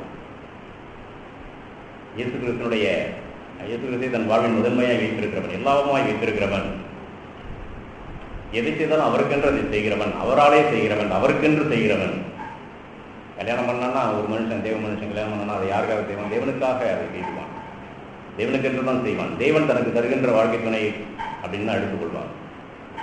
இந்த உலகத்தினுடைய ஆசை, தன் மாம்ச ஆசை இசைகளை பூர்த்தி செய்கின்ற ஒரு போக பொருளாக அவன் ஒரு பெண்ணையோ ஆணையோ ஒரு மனிதனோ மனுஷன் எடுக்க மாட்டேன். தகாத விதமாக அனுபவிக்கணும் அப்படின்னு எடுக்க மாட்டேன். அவன் எதை செய்தாலும் என்னை நேசித்து எனக்காக தன்னைத்தானே எடுத்துக் கொடுத்த ஆண்டவருக்காக, என் ஆண்டவருக்கு, என் நேசருக்காக நான் அவரை நேசிக்கிறேன். அவர் என்ன, அவரை என்னை முந்தி அன்பு கூர்ந்தார். அப்ப குமாரனை கண்டு, நமக்கு புத்தி தருகிற அவரை கண்டு, சத்தியமுள்ள அவரை கண்டு, இந்த உலகம் முழுவதும் பொல்லாங்கனுக்குள், பொய்க்குள் கிடக்குது, ஒரு மாயைக்குள் சிக்கிக்கிட்டு இருக்கு. நிச்சயத்துக்கு ஒரு மதிப்புமே இல்லாதத பிசாசு இன்னைக்கு நிறைய மதிப்புள்ளதாக காண்பிப்பான். இதுதான் உன்னோட வாழ்க்கை இலக்கு, இதுதான் இருக்கணும், இதுக்காக தான் நீ வாழணும். அது மனிதர்களாக இருக்கலாம் அல்லது பொருளாக இருக்கலாம், ஏதோ ஒன்றை காண்பித்து, ஒரு விக்கிரகத்தை காண்பித்து, இதற்காகத்தான் வாழணும், இதற்காகவே உன் வாழ்க்கையை அர்ப்பணி அப்படின்னா அதன் மூலமாக அவன் ஆராதனை பெற்றுக் கொடுக்குறான். அந்த பொருட்கள் மூலமாய், மனிதர்கள் மூலமாய், வஞ்சிக்கப்பட்ட மனிதர்கள் மூலமாய் அவன் மனிதனுடைய மகிமையை கனத்தை பெற்றுக்கொண்டு அநேகரை இப்படி வஞ்சகத்தில் வைத்திருக்கிறான். நாம் விழித்துக் கொண்டவர்கள் பெரியமா விழித்துக் கொள்வதாக புத்தி உள்ளவர்களாக இருக்கும். நான் எதற்காக அந்த பூமியிலே வந்தேன், நான் யார், அந்த உணர்வோடு இருக்கணும். நான் யார்? நான் தேவனுடைய சாயல் உண்டாக்கப்பட்டவன். மனிதர்கள் எல்லாரும் அப்படியே தான் இருக்காங்களா? தேவனுடைய சாயல் உண்டாக்கப்பட்டவர்களா? தேவனுடைய மகிமைக்கென்று உண்டாக்குனவர்களா? அப்படியே வாழ்ந்துட்டு இருக்காங்களா? இல்லை, அவர்கள் ஒன்றை இழந்து போயிட்டாங்க. அந்த மகிமை இழந்துட்டாங்க. சாத்தான் இடத்துல அதை இழந்து போயிட்டாங்க. இழந்து போனதை மீட்டு தரும்படி தான் தேவகுமாரன் வந்தார், இயேசு கிறிஸ்து வந்தார். அவர் மீட்டு கொடுத்துட்டார். மீட்டு கொடுத்து பாவத்தினுடைய வல்லம் தன்னை எல்லாத்தினுடைய விடுதலை ஆகிட்டேன். நீ பாவத்திலிருந்து இப்ப விடுதலை ஆகிட்டேன். இனி நீ பாவத்துக்கென்று உன் மாம்சத்துக்கென்று ஊழியம் செய்வதற்கு நீ தேவையில்லை. நீ மாம்சத்துக்கின்படி பிழைக்கிறது அவசியம் கிடையாது. உன் மாம்சத்தோட ஆசை இச்சைகளுக்கு அதன்படிதான் பிழைக்கணுங்கிற அவசியம் கிடையாது. நான் ஜெயித்தேன், நீ ஜெயிக்கலாம். என்னிடத்தில் வா, என்னிடத்தில் வா, என்னை உன்னுடைய இலக்காக வைத்துக்கொள், உன்னுடைய வாழ்வின் நோக்கமாக வைத்துக்கொள். எல்லாவற்றிலும் என்னை போல் நீ வாழணும்னு சொல்லி எல்லாவற்றிலும் என்னை நீ ஒப்பிட்டு பார்த்துக்கொள். நான் இயேசுவை போல் யோசிக்கிறேனா? நான் இயேசுவை போல் பேசுகிறேனா? இயேசுவை போல் பார்க்கிறேனா? இயேசுவை போல் ஒரு கிரியை செய்கிறேனா? எல்லாவற்றிலும் அவரையே வைத்து உற்று பார்த்து, அவரையே உற்று பார்த்து ஆவியானவரை சார்ந்து கொண்டு எனக்கு காண்பீங்க, இயேசுவை எனக்கு காண்பீங்க. இந்த சூழ்நிலை இயேசு இருந்தால் என்ன செய்திருப்பார்? இப்படிப்பட்ட சூழ்நிலை இயேசு இருந்தால் என்ன பேசுவார்?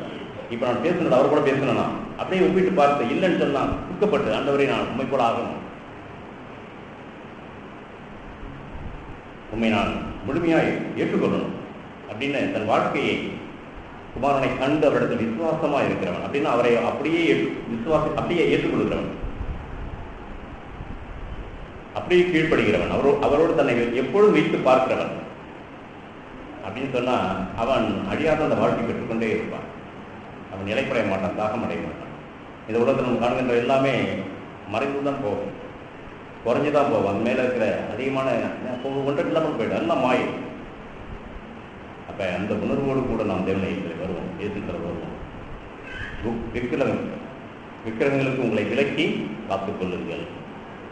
நீங்கள் பிள்ளைகளை, நீங்கள் விக்கிரகங்களுக்கு விலகி உங்களை காத்துக் கொள்வீர்களாக. நீங்கள் தான் விலகணும் அந்த விக்கிரகாரதனை விட்டு. இதை நான் ஆராதிக்கிறேன், இது என்னுடைய சந்தோஷமா இருக்கு, இது என்னுடைய நினைவெல்லாம் இருக்குதே. இல்ல, நினைவெல்லாம் இருக்க வேண்டிய ஒருவர் இருக்கிறார், என்னை நேசித்த என் ஆண்டவர் இயேசு. அவரை இந்த பூமியில் அனுப்பினேன், பரமபிதா, என் தகப்பன், பரம தகப்பன். எனக்குள்ளே இருந்து ஆளுகை என்னை வழிநடத்தும்படி வந்திருக்கிற ஆவியானவர். அவர் தான் என்னுடைய நினைவெல்லாம் இருக்கணும், என்னுடைய ஏக்கம் அவராக தான் இருக்கணும். இன்னும் நான் அவரை போல ஆகணுமே, அப்படிதான் இருக்கணும். அப்படி இல்லாம இருக்கிறது எல்லாமே விக்கிரகங்கள். அந்த விக்கிரகங்களை விட்டு நான் தான் விலகணும். ஆண்டவரை என் வாழ்க்கையில் விக்கிரகங்களை எடுத்து போடுங்க, இல்ல இல்ல, நாம தான் எடுக்கணும், நாம தான் விலகி ஓடணும். நம்மை காத்துக் கொள்ள வேண்டும். தேவனால் பிறந்தவன் தன்னை காக்கிறான். 1 யோவான் 5:18 தேவனால் பிறந்த எவனும் பாவம் செய்யான் என்று அறிந்திருக்கிறோம். தேவனால் பிறந்தவன் தன்னை காக்கிறான். நான் தேவனுடைய சாயலில் உண்டாக்கப்பட்டவன். நான் இந்த பிசாசுக்கு ஏன் அடிமையாக கிடக்கணும்? பிசாசினாலே வஞ்சிக்கப்பட்ட அந்த உலகத்தில் இருக்கிற பொருள்களுக்கும் மனுஷர்களுக்கும் நான் ஏன் அடிமையாக கிடக்கணும்? அவர்களையே நான் ஆராதிக்கணும். நான் என் ஆராதனைக்கு உரிய ஒரே ஒரு வரியை சொல்வதுதான் அப்படின்னு தன்னை காக்கிறான். யோசிச்சு பார்க்கணும், இதற்கு நான் அடிமையா இருக்கிறேனா? இது இல்லாம என்னால் இந்த பூமியில இருக்கவே முடியாது அப்படின்னு ஏதாவது இருக்குதா? அது சாப்பாடா கூட இருக்கலாம், ஒரு பிடித்தமான ஒரு பண்டமா கூட இருக்கலாம். நான் பலமுறை ஆராதனை பார்க்கிறேன். ஒரு மீனோ கறியோ இல்லை முட்டையோ இல்லாம 2-3 நாள் தொடர்ந்து சாப்பிட முடியுமா என்னால? ஏதாவது ஒன்று வேணும் அப்படின்னா நான் அதுக்கு ஒரு அடிமையா இருக்கிறேன், போஜன பிரியனா இருக்கிறேன், சாப்பாட்டுக்கு மேல ஆசை உள்ளவனா இருக்கிறேன். நீங்க இல்லாம என்னால இருக்க முடியாது ஆண்டவரே, அதுதான் என்னுடைய நோக்கமா இருக்கும். எது இல்லாம என்னால இருக்க முடியாது, அவ்வளவுதான். மற்ற எதுவும் இல்லாமல் என்னால் இருக்க முடியும், எந்த ஒரு வசதியும் இல்லாமல் என்னால் இருக்க முடியும், ஆனால் எது இல்லாம இருக்க முடியும். அப்படி நம்ம ஒப்பு கொடுத்தோம்னு சொன்னா, அப்படி நிலைத்திருந்தோம்னு சொன்னா, அதிலேயே நிலைத்திருந்தோம்னு சொன்னா, நாம் தான் உலகம் மிகுந்த சந்தோஷம் உள்ளவர்கள், பயமே இல்லாதவர்கள், கவலையே இல்லாதவர்கள், எல்லாத்தையும் ஆளுகை செய்கிறவர்களா இருக்கும். இந்த பூமியிலே எல்லா ஆசை இச்சைகள் எல்லாவற்றையும் ஆளுகை செய்கிறவர்களா, மனிதன் மேல இருக்கிற விருப்பமாகட்டும், பொருள்கள் மீது விருப்பமாக எல்லாவற்றையும் கீழ்ப்படுத்தவர்களாக, நம்முடைய பாதங்களுக்கு கீழாக வைத்திருக்கிறவர்களாய், ஆளுகை செய்கிறவர்களாய், இயேசுவை பின்பற்றுகிறவர்களாய் வாழ முடியும். அப்படிப்பட்ட வாழ்க்கையை வேணும் தருவாராக.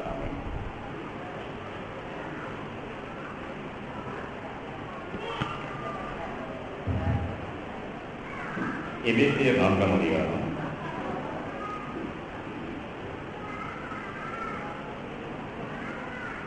ஒரு சில வசனங்களை தொடர்ந்து வாசிக்கிறேன். எபேசியர் 4ஆம் அதிகாரம் முதல் 3 அதிகாரத்தில் தேவன் நமக்காக என்ன செய்தார் அப்படின்னு எழுதப்பட்டிருக்கு.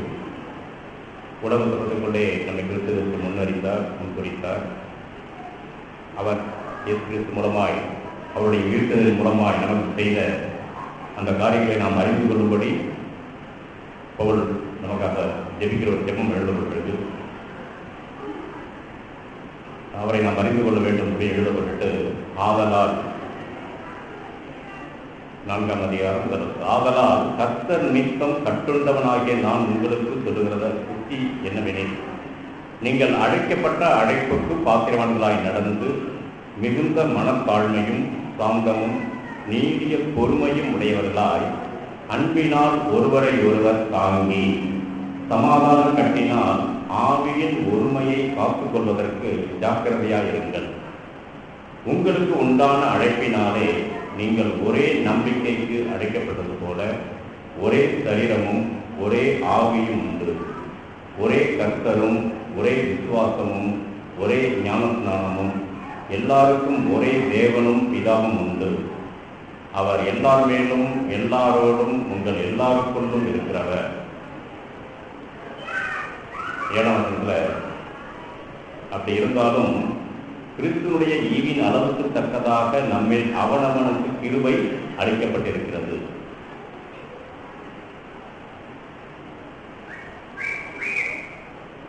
தொடர்ந்து வாசனம் சபையுடைய நோக்கத்தை இருக்கு. நம் அனைவரை வாசித்த வேத பகுதி தான் இது. இதுல மீண்டும் மீண்டும் வருகின்ற ஒரு வார்த்தையை வாசிக்கிறோம்.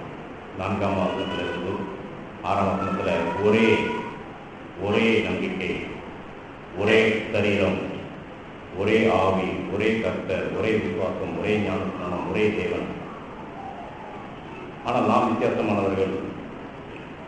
ஆவியினுடைய அனுக்கிரகப்படி நமக்கு வரங்கள் வித்தியாசமாக கொடுக்கப்பட்டிருக்கு. அப்பப்பட உட்கார்ந்திருக்கிற நாம் ஒரே அப்பத்தில் பங்கெடுக்கிறோம். ஒரே பாத்திரத்தில் இருக்கிற ரத்தத்தை பானம் பண்றோம். இயேசுவினுடைய மரணத்தை நினைவு கூறுகிறோம். அவர் தம்மை அப்பத்தை எடுத்து பிட்டு ஒப்பு கொடுத்தார். இது உங்களுக்காக பிற்கப்படுகிற என்னுடைய சரீரம், நான் உங்களுக்காக பிற்கப்பட்டேன் அப்படின்னு ஞாபகப்படுத்துகிறார். ரத்தத்தை கொடுத்து உங்களுக்குள் பங்கிட்டுக் கொள்ளுங்கன்னு சின்னத்தை கொடுக்குறார். எல்லாரும் உதவி குடிக்கிறாங்க. இது உங்களுக்காக சிந்தப்படுகிற என்னுடைய ரத்தமாக இருக்கிறதுன்னு சொன்னார்.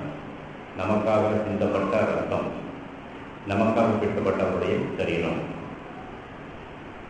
இந்த எபேசியர் ஆரம்பிக்கும்போது கிறிஸ்துவுக்குள் தேவன் உங்களை உலகத்திற்கு முன்பாக முன்னெடுத்திருக்கிறார். கிறிஸ்துவுக்குள் நீங்கள் தேவனுடைய செய்கையாக இருக்கிறீர்கள் அப்படிலாம் வாசிக்கிறோம். கிறிஸ்துவுக்குள் நாம், ஆகவே தான் அதில் எழுதிய ஒரே சரீரம். கிறிஸ்து அவருடைய சரீரத்தில் ஒரே சரீரத்தை நாம் அடங்கியிருக்கிறோம். ஒவ்வொரு அவயங்களாக இருக்கும். நம்முடைய செயல்கள் வித்தியாசமாக இருக்கலாம், ஆனால் ஒரே உடம்பு. இந்த உணர்வோடு தான் கொள்ளணும். இதுவரைக்கும் அப்படிப்பட்ட ஒரு சிந்தை இல்லாமல் ஏதோ வந்தோம் அப்பம் புத்தித்தோம் அப்படின்னு ஒரு பயபக்திக்குரிய ஒரு சடங்கு மாதிரி வெளியிட்டு ஏதோ விக்கிர ஆராதனை கோயில் பிரசாதம் போல இப்படி பயபக்தியை வாங்கி கை வச்சுக்கிட்டு சாப்பிட்டு போகிறது.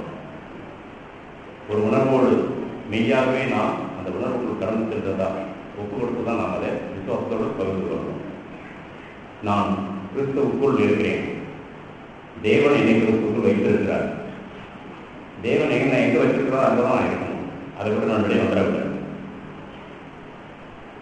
கிறிஸ்துவனுடைய தங்கள் மாம்சத்தின் ஆசை இச்சைகளை சிறுவில் அறைந்திருக்கிறார்கள் அப்படின்னா நான் அவரோடு கூட அறியப்பட்டிருக்கிறேன் அப்படின்னு எடுத்துக்கணும். நான் அப்படின்னு எனக்கு எடுத்துக்கணும். கிறிஸ்துவனுடைய அறிஞ்சிருக்காங்க, நான் அப்படி வாழலன்னு சொன்னா நான் கிறிஸ்துவனுடைய அவயமாய் இல்லை, உடம்பாய் இல்லை, வெளியே கிடக்கிறேன். நம்ம யாரும் அப்படி இருக்க வேண்டாம். நான் கிறிஸ்துவனுடையவன், நான் ஒரு கிறிஸ்தவன், நான் ஒரு கிறிஸ்தவன் அப்படின்னு சொன்னால் நான் இயேசுவை பின்பற்றுகிறவன். அவர் என்னுடைய குரு, என்னுடைய முன்மாதிரி. அவரை பார்த்துட்டு தான் நான் எல்லாத்தையும் செய்ய முடியும். அவரை மாதிரி தான் எல்லா காரியத்தையும் செய்ய பழகுகிற, கற்றுக்கொள்கிற ஒரு மாணவன், ஒரு மாணவி.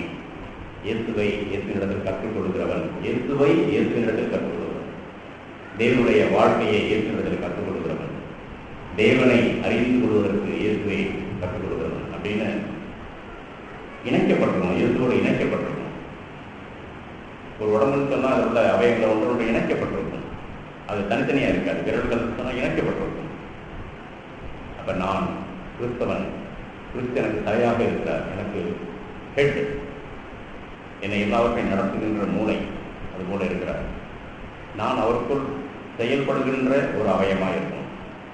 சில அவயங்கள் எழுத்துக்கிட்டு இருக்கும், மூளைக்கு அதுக்கும் ஒரு தொடர்பு இல்லாமல் நரம்புகள் துண்டிக்கப்பட்டிருக்கும், செயலிழந்து போயிருக்கும், நரம்புகள் எடுத்து போயிருக்கும், கையில் இருக்கும். ஆனால் அந்த கையினுடைய வேலை எதுவுமே செய்யாது. அப்படி ஆகிடக்கூடாது. செயலுக்கு ஒரு அவயமாக இருக்கக்கூடாது. நம்ம எல்லோருக்குமே தேவன் ஒரு வரத்தை கொடுத்திருக்கிறார். வித்தியாசமாக இருக்கலாம், ஆனால் நாம் என்ன செய்யணும்? ஒரே அந்த வார்த்தையின்படி தான் வாழணும்.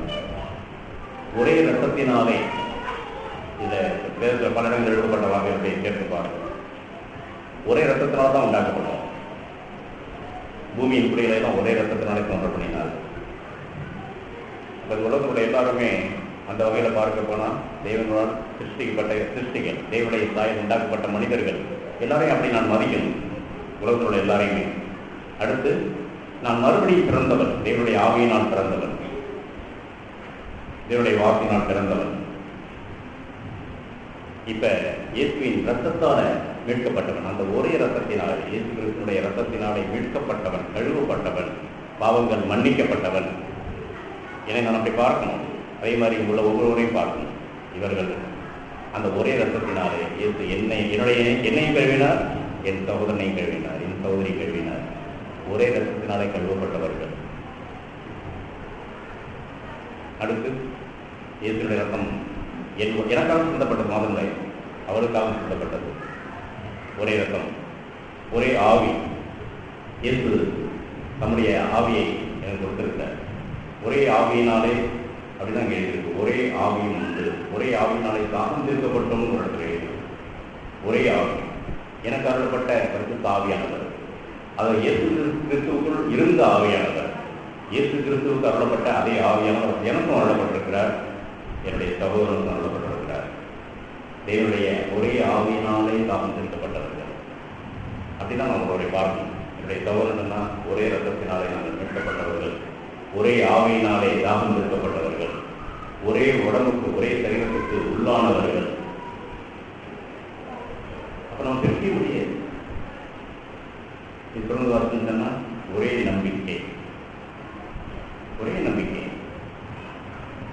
தேவ மகிமையை அடைவோம் அப்படிங்கிற ஒரு நம்பிக்கை. இழந்து போன தேவ மகிமை இப்ப ஆண்டவர் நம்மை தூக்கி நிறுத்திட்டார், கழுவி சுத்தமாக்கிட்டார், நிறுத்திட்டார். இப்ப மகிமை அடையும்படி நம்ம அழைத்திருக்கிறார். உடனே அவர் மகிமையெல்லாம் கொடுக்கிறது. பாவ மன்னிப்பு கொடுத்தார், பாவத்திலிருந்து விடுதலை கொடுத்து கொண்டிருக்கிறார். ஆனால் அவர் அடைய மகிமையை நாம் எப்போ அடையவும்? இந்த பூமியில் நாம் பட வேண்டிய பாடுகள் எவ்வளோ இருக்கு. ஒரு அருமையான பாடலை பாடணும். அது மிகவும் என்னை கிறிஸ்துக்குள் நிறுத்தி என்னை வளர்த்த ஒரு அருமையான பக்தி நிறுத்திக்கான ஒரு பாடலும் சொல்லலாம். சங்கீதத்தில் ஞான பாட்டுகள் புத்தி சொல்லிக் கொண்டு உங்கள் இறுதியிலே கர்த்தரை பாடி, இந்த பாடலை அநேக முறை நான் பாடி கொண்டிருக்கேன். நித்திய துதி தேவன் செஞ்சுக்கிட்டே இருக்க முடியும். ஒரு பெரிய அற்புதம். தேவன் வித்தியாசமான எத்தனையோ பேர், எத்தனையோ மொழி பேசுகிற, எத்தனையோ பழக்க வழக்கமுடையவர்கள், எத்தனையோ ஜனங்கள் பிரிவுகளிலிருந்து தேவன் தெரிந்தெடுத்து ஒரே பிரியமாக வைத்திருக்கிறார். பெரிய அற்புதம். ஒரே ஆவியினார். அதில் எழுதியிருக்கும், போராட்டங்களிலும் பாடுகளிலும் நம்மை நடத்துவார். உபத்திரவும் சோதனையில் தேவனின் மகத்துவத்தை முன்னிலும் அதிகமாய் நாம் காணலாம். தேவனுடைய மகத்துவத்தை போராட்டங்கள், நமக்கு வருகிற போராட்டங்கள், பாடுகள், சோதனைகளை தான் நம்ம அதிகமாக அறிய முடியும். ஆகவே நம்ம செய்வோம், பாடு சகிப்போம், சந்தோஷமாய் போராட்டங்களை நாம் பாடலாம். போராட்டங்கள் நம்ம சோர்ந்து போக தேவையில்லை. இந்த போராட்டங்கள், இந்த பாடுகள் இயேசுவுக்கு நியமிக்கப்பட்டது. அதிலே அவர் மகிமை சுதந்திரித்துக் கொண்டார். எனக்கு அந்த பாடுகளை தேவன் என்னுடைய பிராணி அணிந்து அருளுகிறார். நான் அவருடைய மகிமை பெற்றுக்கொள்வேன். மாம்சத்தில் பாடுபடட்டும். என்னுடைய மாம்சத்தில் ஆசை இச்சைகள் சாகும் பொழுது துடிதுடிக்க தான் செய்யும். துடிக்கட்டும், சாகட்டும். அதனால் அவர் பாடு வரும், வரட்டும். ஆனால் அவருடைய சுத்தமாக என் வாழ்வில் செய்யப்படட்டும். அப்ப ஒரே நம்பிக்கை, தெய்வ மகிமை அடைவோம்ங்கிற நம்பிக்கை. மற்றவர்களுக்குலாம் வேற நம்பிக்கை இருக்கும். இயேசுக்கிட்ட வந்தால் எனக்கு சுகமாகும், கடன் இல்லாமல் இருக்கலாம், பிரச்சனை இல்லாமல் இருக்கலாம் அப்படின்னு. அவர்களுக்கு இயேசு அப்படிப்பட்ட ஒரு நம்பிக்கையாக இருக்கும். ஆனால் நமக்கு தெய்வ மகிமையை அடைவோம் அப்படிங்கிற நம்பிக்கை. ஒரே விசுவாசம். பரிசுத்தவான்களுக்கு ஒரு விசை ஒப்பு கொடுக்கப்பட்ட விசுவாசம் யூதா நிருபத்தில் எழுதி வெளிப்படுத்தும் நிருபம். யூதா நிருபம் வாசித்து பாருங்க. நீங்கள் தைரியமாய் போராடணும் அந்த விசுவாசத்துக்காக. என்ன விசுவாசம்? இயேசுதான் தேவன் அப்படிங்கிற விசுவாசமா? யோகவா தான் தேவன், அவர் ஒருத்தருக்கு வந்து அடிபணியும் அப்படிங்கிறது தானியேலுக்கும் அவரோட கூட இருந்த 3 பேருக்கும் அப்போ இருந்த விசுவாசமா இருக்கும். மெய்தான், அது ஒன்றும் சந்தேகம் இல்லை. ஒரே தேவன் தான். அது அடுத்த அப்படிதான் இருக்கும். ஒரே தேவன், ஒரே பிதா நமக்கு இருக்கிறார். ஆனால் இப்ப நம்முடைய விசுவாசம் என்ன? பரிசுத்தவான்களுக்கு ஒரு விசை ஒப்பு கொடுக்கப்பட்ட விசுவாசம் என்ன? இயேசு கிறிஸ்துவை, அவருடைய பூரண வளர்ச்சியை, கிறிஸ்துவுக்குள்ளான ஒரு முழு நிறைவை நாம் அடைய முடியும். இயேசு வாழ்ந்த வாழ்க்கை, அழியாத அந்த வாழ்க்கை, நித்திய ஜீவன், அது எனக்கு வாக்குத்தத்தமாய் கொடுக்கப்பட்டிருக்கு. அந்த வாழ்க்கையை நான் சுதந்திரிக்க முடியும். ஒரு மனிதனாய், வீழ்ச்சியுற்ற ஒரு மனிதனானா இருந்தாலும் கூட இயேசு என்னை அப்படிப்பட்ட ஒரு ரட்சிப்புக்குள் என்னை நடத்த முடியும். கிறிஸ்துவின் நிறைவான வளர்ச்சிக்கு ஒத்த ஒரு வளர்ச்சி அடைய முடியும். இயேசு வாழ்ந்த வாழ்க்கையை நான் வாழ முடியும். அவரடைந்த வெற்றியை நான் அடைய முடியும் அப்படிங்கிற விசுவாசம். இதுதான் பரிசுத்தவானுக்கு ஒப்பு கொடுக்கப்பட்ட விசுவாசம். எப்பா நீ வறண்டு போன ஒரு நிலத்தை போல இருந்தாலும் சரி, உன் மாம்சத்தில் ஒரு நன்மை இல்லைன்னாலும் சரி, இப்போ இயேசு கிறிஸ்து இதே மாதிரி ஒரு மாம்சத்தில் ஒரு துளிர்க்கிற வறண்ட நிலத்திலும் துளிர்த்து வருகிற ஒரு வேரை போல இருக்கிறார். கர்த்தருக்கு சித்தமானது அவராலே வாய்த்தது. இதா அவரை சந்தோஷப்பட்டார். என் நேச சுமாரன்னு சொன்னார். இவரை மிகுந்த சந்தோஷமா இருக்கிறேன்னு சொன்னார். அந்த ஆசீர்வாதத்தை நீயும் பெற முடியும். இந்த ஒரு நன்மையும் மாற்றமில்லாத இந்த மாம்சத்தில் இந்த இருக்கிற ஆசை இச்சைகள் எல்லாவற்றையும் இயேசு சிலுவையிலே அழித்தது போல நீ அழிக்க முடியும். அழித்து ஒரு இளைப்பாறுதலான சந்தோஷமான சமாதானமான ஒரு வாழ்க்கையை, தேவனுடைய அந்த வாழ்க்கையை நீ சுதந்திரித்துக் கொள்ள முடியும், சிலிர்க்க முடியும். அந்த விசுவாசம் இயேசு மூலமாக எனக்கு கொடுக்கப்பட்டிருக்கு. இந்த விசுவாசத்துக்காக தான் தைரியமாக போராடணும். இன்றைக்கு இருக்கிற அநேக எவ்வளோ கடவுள். நேற்று தினம் கொடைக்கானல் போனோம். எந்த விளம்பரம்னு பார்த்தாலும் அங்கே இருக்கிற பெயர்களை பார்த்தா அநேக கிறிஸ்தவ பெயர்கள். திரும்புகிற இடமெல்லாம் பெரிய பெரிய கோபுரங்கள், சிலுவைகள். தீவிரத்தில் பிரிட்டிஷ்காரங்க போய் அந்த இடத்துல உண்டாக்கியிருக்காங்க. நிறைய இன்றைக்கு கிறிஸ்தவர்கள் அப்படின்னா நிறைய பேர் இருக்கிறத செய்கிறாங்க. நான் பார்த்தேன், ஆண்டவரே நான் இன்னும் கொஞ்சம் ஆயத்தமாக போயிருந்துருக்கலாமோ, ஒரு சில டிராக்டர்கள் செய்திகளோடு போய் சந்திக்கிறதுக்காக கொடுத்துருந்துருக்கலாமா, இல்லை நான் இப்போ ஊழிய தெரிஞ்சுக்கணும்னு நாங்கள் போனதில்லை. அதாவது சபை ஊழியம் அப்படின்னு போகல, குடும்பத்தாரோடு இலைப்பாடி இருக்கும் அப்படின்னு தான் போயிருந்தோம். நோக்கம் வேற தான். ஆனால் என்னுடைய இதயத்தில் அப்படி கொண்டு வருது. இத்தனை பேர் வந்திருக்காங்க. இவர்களுக்குள் இயேசு கிறிஸ்துவனுடைய மெய்யான அந்த ஐஸ்வர்யத்தை, ஆண்டவருக்கு இயேசு கிறிஸ்து மூலமாக நமக்கு வைத்திருக்கின்ற அந்த மெய்யான ஒரு காரியத்தை எத்தனை பேர் அறிஞ்சிருக்காங்க? இந்த பரிசுத்தவான்களுக்கு ஒப்பு கொடுக்கப்பட்ட அந்த விசுவாசத்தை எத்தனை பேர் பெற்றிருக்காங்க? இயேசுன்னு சொன்னால் இயேசு வியாதியிலிருந்து சுகம் கொடுப்பார், சாபத்திலிருந்து விடுதலை கொடுப்பார், குடும்பத்தில் ஒரு சமாதானத்தை கொடுப்பாரு, கடன் பிரச்சனை தான் தீர்ப்பார், அவனுக்கு ப்ரொமோஷன் கிடைக்கும், வேலையில் ப்ரொமோஷன் கொடுப்பாரு, வீடு இல்லாதவங்களுக்கு வீடு கொடுப்பாரு, கல்யாணம் இல்லாதவங்களுக்கு கல்யாணம் பண்ணி கொடுப்பாரு. இப்படி தான் பிள்ளை இல்லாதவங்க பிள்ளை கொடுப்பாரு. இதுதான் இப்படி தான் இயற்கை அறிந்திருக்கிறார்களா? இதிலே உண்மையை மெய்யாகவே பின்தொடர்கிற தாகமாய் வாஞ்சியாய் பட்டுகிற ஒரு சிலர் இருப்பாங்க. அவர்கள் யாருன்னு தெரியல, ஆனால் அவர்கள் மூன்று வளரணும். அப்படிதான் ஒரு எண்ணம் எனக்கு கூட வந்தது. இந்த ஒரே விசுவாசம், ஒரே ஞானஸ்நானம், கிறிஸ்துவுக்குள் நான் மறித்தேன், அடக்கம் பண்ணப்பட்டேன், அவர் வீட்டிருந்த வல்லமை எனக்கு கொடுத்து குரு, அவர் வாழ்ந்த ஒரு வாழ்க்கையை நான் வாழ முடியும், உயிர்த்தெழுந்தேன். எல்லாத்தையும் நான் கிறிஸ்துவோடு அடக்கம் பண்ணப்பட்டேன், கிறிஸ்துக்குள் மறித்தேன், அடக்கம் பண்ணப்பட்டேன், அவர் வீட்டில் நானும் உயிர்த்தெழுந்தேன். அந்த விசுவாசத்தை அறிக்கை செய்கிற ஒரே ஞானஸ்நானம்.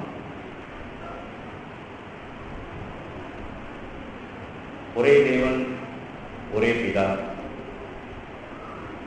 இப்படி அந்த ஒரேங்கிற அந்த ஒரு தன்மையில ஜெபிக்கும் பொழுது ஒரு மனம்.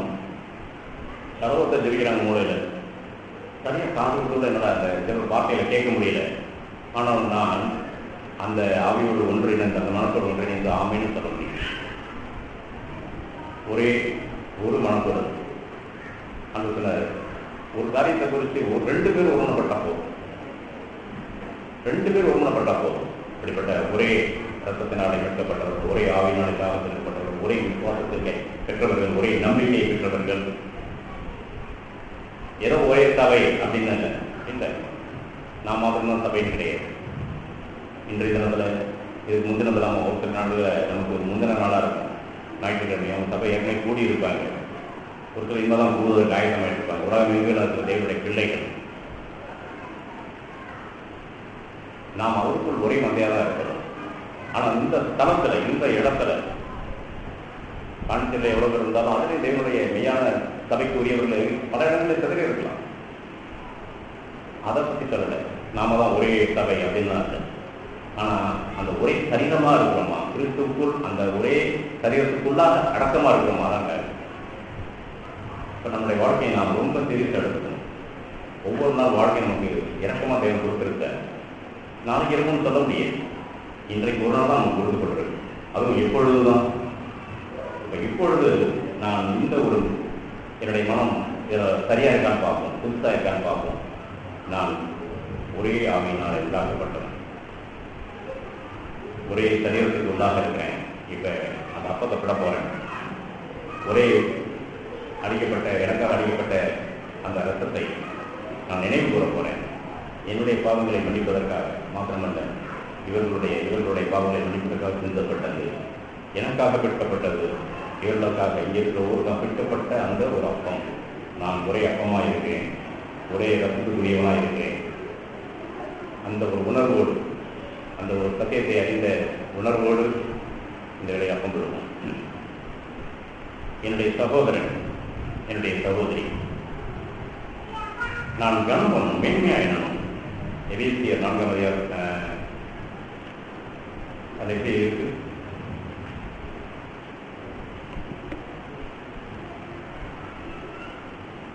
மிகுந்த மனத்தாழ்மை, சாந்தமும் நீடிய பொறுமையும் உடையவர்களாய் அன்பினால் ஒருவரையொருவர் தாங்கி.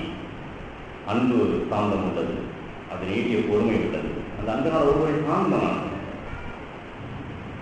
பிறருடைய மீறுதல்கள், அவருடைய தவறுதல்கள் எல்லாத்தையும் நான் எடுத்துக்கொண்டு பார்த்துக்கூடாது. இயேசு இந்த பூமியில் வாழ்ந்த பொழுது சீஷர்களோட எவ்வளோ மீறுதல் இருந்துச்சு, எவ்வளோ குறைகள் இருந்துச்சு. அவர் தாங்கிக் கொண்டார். அன்பினாலே அவர் எல்லாத்தையும் தாங்கிக் கொண்டார். அவர் வாழ்வான், ஒரு நாள் அதை அறிஞ்சு கொள்வார்கள். பேர் மறுதளித்தான் அப்படின்னா இந்த அன்பினாலே தாங்கிக்கிட்டார். அதே பேர் ஒரு நாள் உயிரையும் கொடுப்பார். இயேசு தாங்கிக் கொண்டார். பொறுமை, நீடிய பொறுமையாக இருந்தார் இயேசு. நாம் பிள்ளைகளிடத்துல பொறுமையாக இருக்கும், ஒருவரிடத்துல பொறுமையாக இருக்கும். நம்மளே வித்தியாசமான வளர்ச்சியோடு தான் நம்ம அனைவரும் இருக்கும். அதை நம்ம விளைவிக்கணும். ஒரு தகப்பன் சொன்ன தகப்பனுடைய ஒரே தகப்பனுடைய பிள்ளைகள் வளர்ச்சி வித்தியாசமா இருக்கலாம். நேற்று பிறந்த ஒரு சின்ன பிள்ளை அது அந்த 1-2 போயிட்டு அதில் போட கிடக்கலாம். அது நாத்தங்களோட தெரியாமல் எழுதிருக்கலாம். அது தேவனுடைய பிள்ளை. அது இன்னும் சண்டை போட்டுருக்கு, வாக்குவாதம் பண்ணிட்டு இருக்கு. நான் தான் பெரியவன், இல்லை நான் சொன்னதான் தெரியல, வாக்குவாதம் பண்ணிட்டு இருக்கு. அது வயசு 50 இருக்கும். ஆவிக்குரிய குழந்தை, ஒரு 6 மாத குழந்தை. சரீரத்தில் பார்த்தா 60-70 கூட இருக்கலாம். வயது அப்படி இல்லை.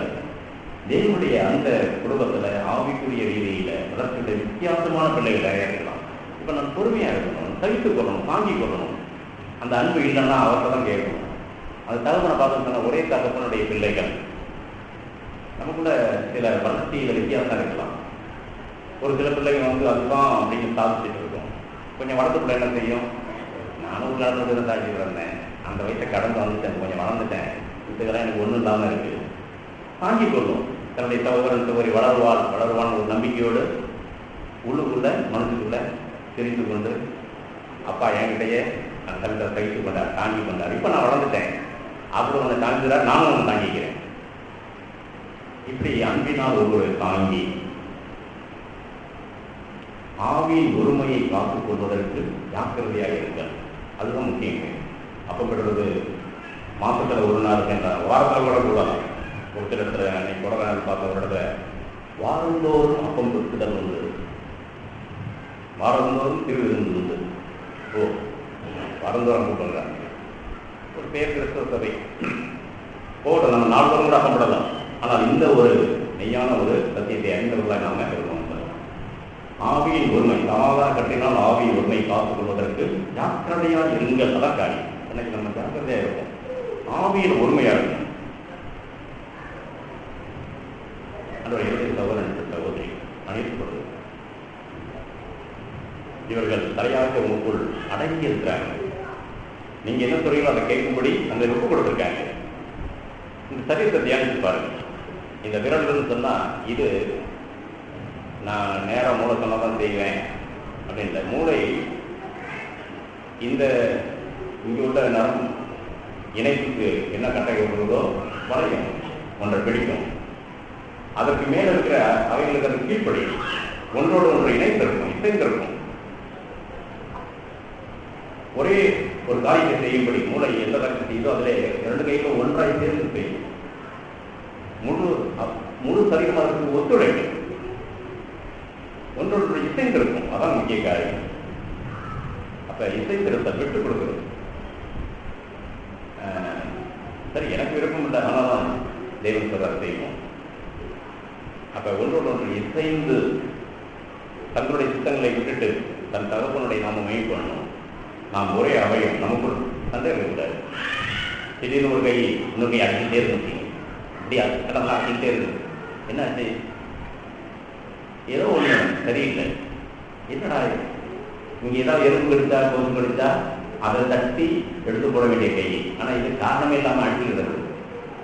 இன்னைக்கு அநேக குடும்பங்கள்ல அந்த குடும்பங்களுக்குள் நாம் தகப்பனுடைய ஒரே தகப்பனுடைய பிள்ளைகள், ஒரே விசுவாசம், ஒரே நம்பிக்கை, ஒரே ஆவி, ஒரே தேவன், ஒரே பிதா, ஒரே நம்பிக்கை அப்படின்னு பார்க்காம வித்தியாசமா பார்த்துக்கிட்டு ஒருத்தர் விதமாக ஒருத்தர் எழுதிக்கிட்டு ஆவியில ஒருமை இல்லாம ஜெபம் பண்ணனா அவங்க ஒரு டிகிரி ஜெபம் பண்ணுறது, ஒரு டிகிரி ஜெபம் பண்ணுறதுன்னு அப்படி இல்லாம ஒற்றுமையா இருக்கும், ஜாக்கிரதையா இருக்கும்.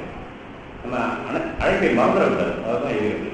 நாம் அழைக்கப்பட்ட அழைப்புக்கு பாத்திரவான்களாகி நடந்து நான் எதற்காக அழைக்கப்பட்டங்கிற உணர்வு நமக்கு இருந்துகிட்டே இருக்கணும். ஆக அப்படிப்பட்ட மெய்யான ஒரு ஜாக்கிரதைக்குள், ஒரு பொறுப்புக்குள் நாம் நடப்போம். தேவன் உதவி செய்கிறார்.